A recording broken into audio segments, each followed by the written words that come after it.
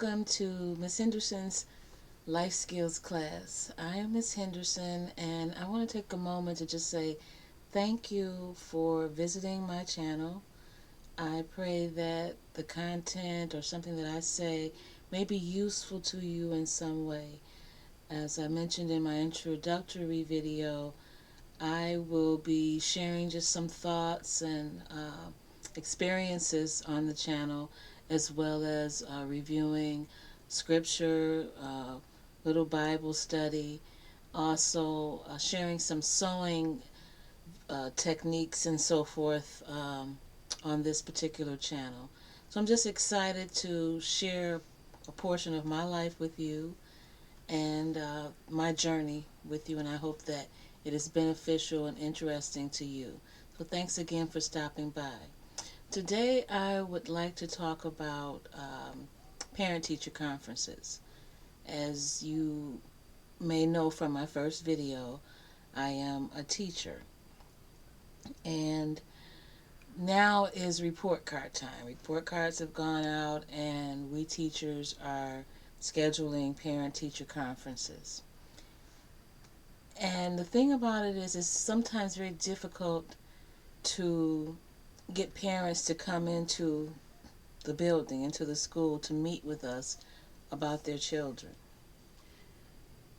Now with, excuse me, with the pandemic and everything going on, there are many ways to meet with teachers. Many of the schools are open and have in-person teaching, but we offer in-person meetings with parents, virtual meeting, Zoom meetings, go-to meetings with parents, and over the phone meetings with parents.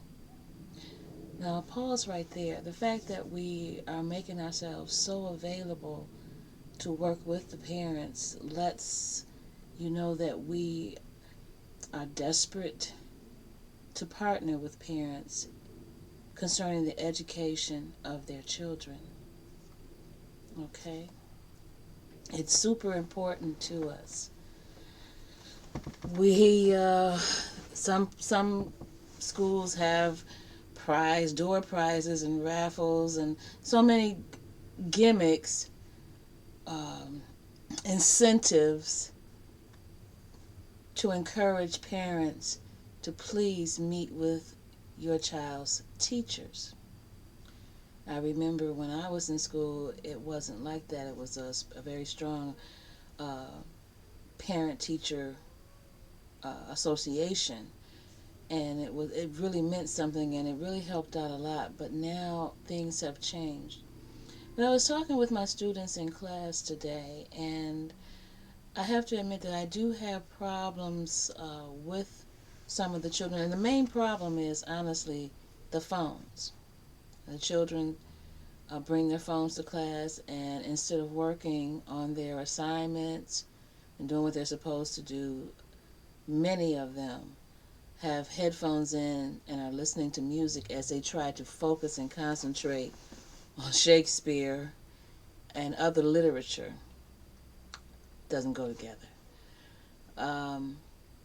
Some are texting and playing games on their phone. They're just spending time on their phones as opposed to getting their lessons. And so we teachers have to serve as wardens and walk around and make sure that the students are in fact doing their lessons and not playing with their phones. And they come up with all kinds of excuses. I had one student to tell me that he was texting with his mom. Well, that's unheard of. I don't believe any parent would text their children while they know that they're in school.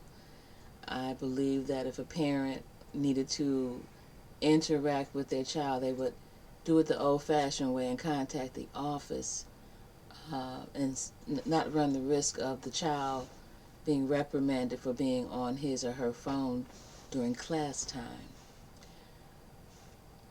But that brings me to the parent-teacher conference. Now, my school, we teach virtually, and we do have in-person teaching with many lessons, but the majority of the curriculum is online. and we're in the classroom, and it's self-paced. I mean, it's really a sweet deal for the students. They don't take advantage of it. They misuse and abuse that time. So now you have a student starting in September, and they start, let's just, as an example, you have an entering, a re-entering a 10th grader. In September, they start with their course in 10A, and they're supposed to progress to 10B for the next semester to complete the full 10th grade year curriculum in whatever subject. In reviewing and going over progress, we have students who are still where they began in September. Now, keep in mind too that the children have access to their online accounts at home as well. So they can work while they're in school, they can work while they're at home, they can work on it anytime. They can access their lessons from their phones, from their Chromebooks, laptops, desktop. They have full access 24/7 to access these lessons and get them done. They also have constant access to an instructor. They have all of our personal cell phone numbers. They are in school with us all day. However, many of our students choose not to engage themselves in the lesson, whether it's an online lesson or an in-person lesson. So I had a conversation with our students today, and I explained to them that where we live now is very cold. We're in the northern states of the United States. It's very cold here, snow and freezing. Some of our students do take the bus in. Some of our students are brought in, driven in by their parents. But what I explained to our students is that their parents have an expectation. It's, you would say, a return on investment. Parents sacrifice a lot. As a parent, I know that. We sacrifice a lot for our children above basic needs and the responsibility of being a parent. Pretty much whatever our children ask us for. Many of the kids come in there, they have very nice clothes. They have very nice shoes. They all have iPhones. Some have Androids, but they have phones. I'm sure they have game systems at home and just a plethora of things that they have asked for. But you have a parent who gets up early in the morning, gets dressed, comes out in the cold to drive this child to school because they believe in this child. They believe in this child, and they also are entrusting their child to us and our care. They bring their child to us for us to educate them, and they trust that things are working the way they should. When a parent receives a progress report or a report card that is anything less than a C, that's alarming. That's frustrating, and that is upsetting. And I explained that to my students today. It's disappointing, it's hurtful, because their job, the student's job, is to come to school, be engaged, do what they're supposed to do in school. And when it's all said and done, that's not what's happening. And it's very hurtful to the parent, to the point, possibly, of embarrassment. Because now this parent has to sit with a teacher and hear these things that are going on about their child. And it's not good. And it's stressful. Undue stress children are placing on their parents shame, self-imposed guilt. Now, I'm not talking about elementary school or even middle school children. I teach high school. The ones that say they're grown, the ones that know everything, um, the ones that sometimes are hard to reach. They're in that between stage where they're not kids, they don't want to be treated like babies, but they don't they're not equipped to be treated as full adults. So they're in in that limbo stage.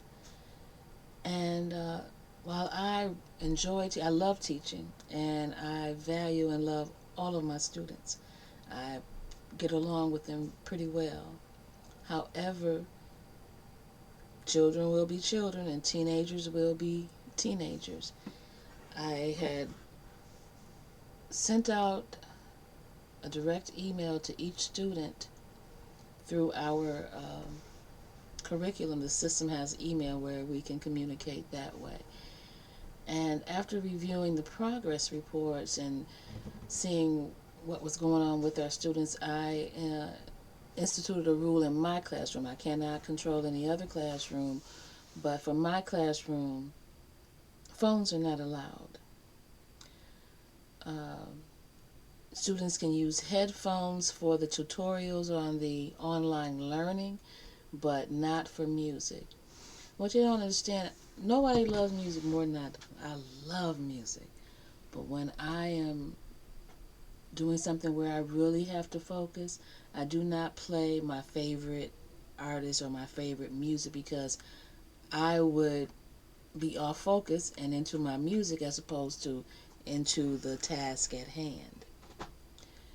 There's some music that you play, the background music or something that can be played that you don't get into, but it's just something to keep you company and give you pace or something. But as far as my music that I love, I don't play it when I'm trying to do something important or where I need to be focused, because I'm listening to music.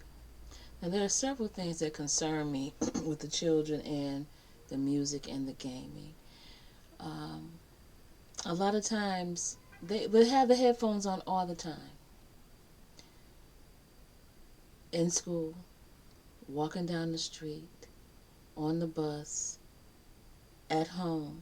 So they're constantly the music, the music, the music, the music. And they don't have a clue about anything else. It's very difficult to have a meaningful conversation sometimes, because they have tuned out everything else and they're just into the music. I try to teach the students moderation and timing. So back to my rule about no phones in the classroom. I said no phones in the classroom, no headphones listening to music. Headphones are for your studies only when they have the tutorial is on audio and it's read to them. Each class that entered my room the day the email sent out, I let them know that they have an email in their box to read the email. One day. The next day, I asked, did everyone receive the email and read the email? Are there any questions? Let's talk about it. And basically the email said no headphones, and then it said if it becomes an issue, I will have no choice but to submit a discipline referral. So it's saying what we're going to do, what is wanted, and what will happen if the rule is not adhered to for my classroom. And the administration was our school administration was received it as well, so everybody knows what's going on in Miss Henderson's classroom. And I repeated that, made sure everybody knew.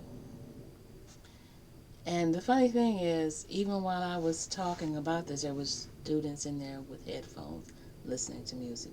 Young man, I had to call him, 5, 6 times at the top of my lungs because this music was so loud. That's another. They listen to the music so loud, I can hear it buzzing, sound like a jar of bees at my desk, and they're across the room, and I hear their music through their headphones at my desk. How are they focusing and concentrating? And the thing about it is, you can argue and say, well, some people can operate like that, but the report cards and the progress reports tell me that person can't operate like that. And they should take their education a lot more serious. It is disheartening and it's scary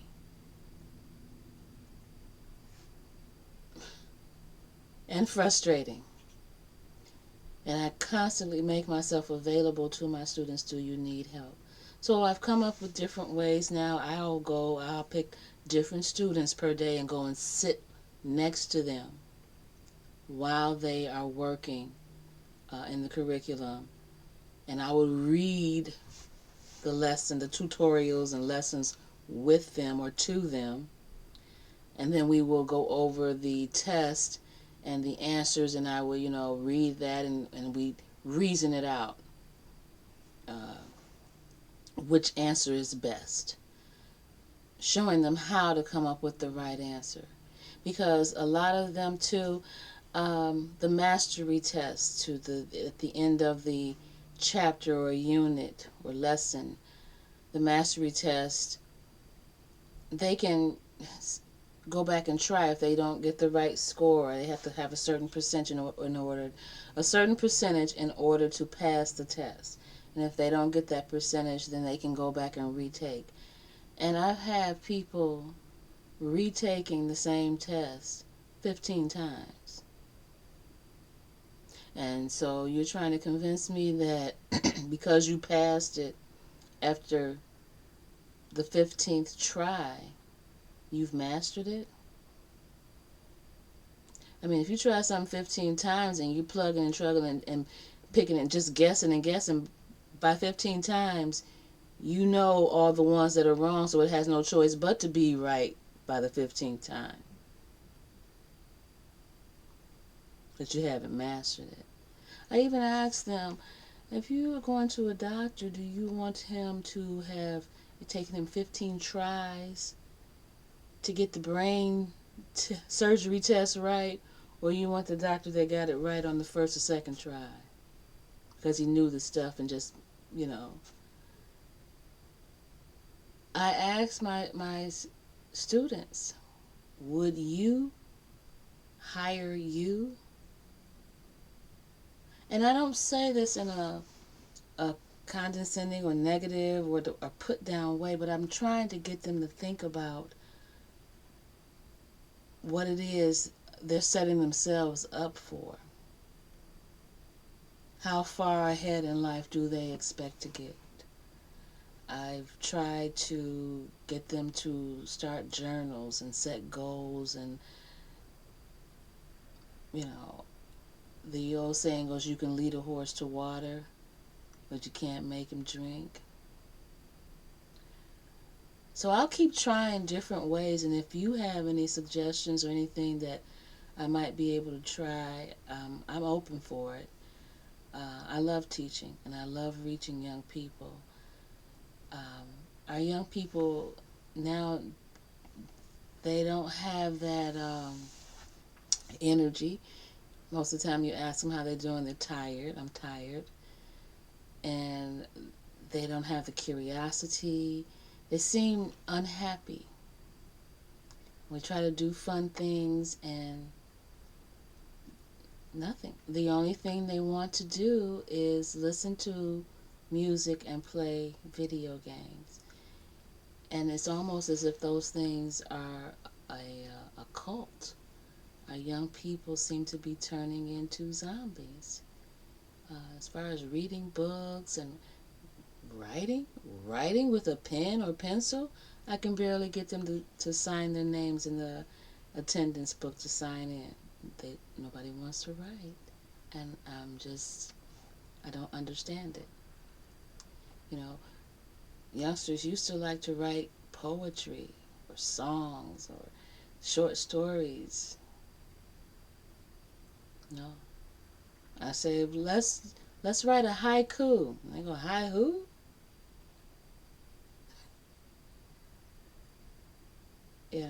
I'll say to them, maybe want to come in a little grumpy or whatever. I say, well, you got a chip on your shoulder. And he started looking. I didn't eat no chips this morning, Miss Henderson. Okay, okay. I'm very concerned about our young people and the future of the world. And I'll keep trying, but their excitement seems to be gone. It's just they're not excitable. I don't know if our children have been disappointed so many times that they just don't get excited about anything. If they, I don't know. But I will say to parents, please attend parent-teacher conferences, especially if it's available in more than just in person. It's available online, virtually, and over the phone. Partnership with your child's teachers to ensure a successful future for them. Now more than ever before, children need a solid education. A solid education for even a basic, what you would consider maybe a basic job. They need a solid education. Don't be embarrassed by your child's grades or anything, or don't expect to hear the worst. As a matter of fact, I have assured my students that when their parents come, I don't have bad news for their parents. Parents are already stressed and going through enough. The last thing they need to hear is bad news from their child's teacher. Each and every one of my students has a strength. I have a bond with each of my students individually and my students collectively. I get along very well with my students. We play games together. We play Uno, checkers, card games, just at the appropriate times. At the appropriate times. We've even played musical chairs. That was a hoot. At any rate, I'm just concerned about them being more and more serious about their academics. And that's why I'm sitting with each one of them one-on-one sometime during the week. Because maybe they don't know how to study. Maybe they don't know how to pace themselves. I've helped them set goals as far as the lessons, the online lessons. And I help them do the math as far as how many weeks are in the semester, how many lessons are in a course, how many units, and divide that up and then pace how much should you be completing daily, weekly, monthly, and by the semester. If we want to complete the entire course for this semester, then this is how we have to divide it up, and this is our goal for each week, each day, each hour. This is something that I've just started since we've been back from the break. This is January, and I have seen some improvement. I also devote a portion of my class time. The first 10 minutes is like a debriefing, a brain break from transitioning from one class to my class. It's a brain break. But at the end of the first 10 minutes of class, then we're on the grind, getting into our lessons, and we're working hard for the next hour. And we put in a full hour, and then the last 15 minutes of class, again, is a debrief, breakdown.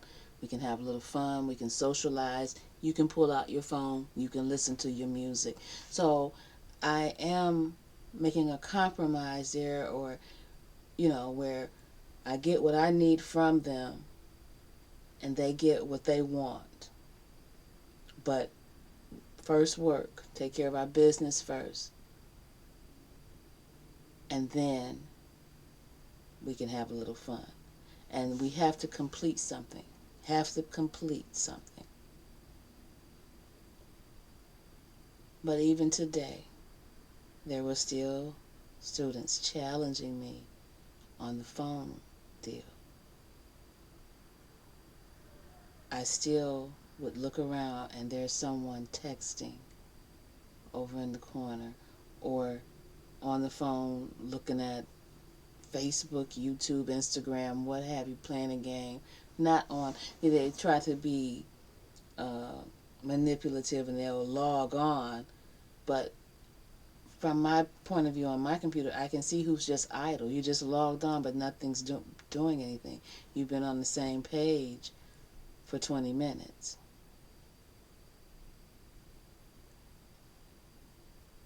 So we're working it out, and I just wanted to encourage parents. It's a hard job and it's frustrating, but it's also very rewarding, and we just have to stay on them and not let too many things get past. And in the long run, it'll be beneficial. I'll leave you with this one thing. I've told my students each generation is supposed to be better than the previous generation. And I use an analogy with the iPhone. iPhone's always being upgraded. We have the iPhone 6 from a long time ago, and now we're up to the iPhone 13. Each iPhone is better than the first one or the previous one. It may not be a major difference or a major upgrade, but there is something better about the new model than the previous model. The iPhone 6 has one camera, and now this iPhone 13 has 3 cameras. And that's the way it should be with our generations. We should not be in the same situation as our parents and grandparents and great-grandparents. But it seems like now that many of us now are not doing as well as previous generations did with so much less, especially in the black community. I remember when people took pride in their appearance, in their jobs, no matter what the job was. It could be the cleaning person, the custodian, whatever. They took very pride in their appearance and in what it was that they did. They were grateful and proud to have a job. Now things have changed tremendously, and it's shameful. There were great-grandparents who were scrubbing people's floors to put their children through school, through college, so that they would not have to. I also tell my students, there are programs and everything put in place for you because you're young, you're at that particular age, and there's a lot available to you, but the resources dwindle and get very fewer as you get older. Right now, there's no charge for it. You can go to school for free. That's so much available to you. But as you get older, that thing, you age out, you don't qualify for all of this assistance and help or free, and you have to pay for it. And you put yourself at a greater disadvantage without having a solid, basic education. I haven't even talked about college or trade school or anything after high school. Just get a solid high school education. And that helps out tremendously navigating through this thing we call life. If you're not understanding what the banker is saying to you, what the mortgage lender is saying to you, what contracts and things you have to sign, what the car dealership is saying to you, you get taken, and there's a lot of problems. And what frightens me too is, and I am really going to let this video go, is we do have people who cannot read and write driving cars. Think about that. So I'll be off my rant for this evening. If you have any comments, put them in the comments section. Consider liking, subscribing, and sharing my video. And thanks again for stopping by. I'll end with, may love bring you to your feet again and show you how to dream again. In Jesus' name, amen.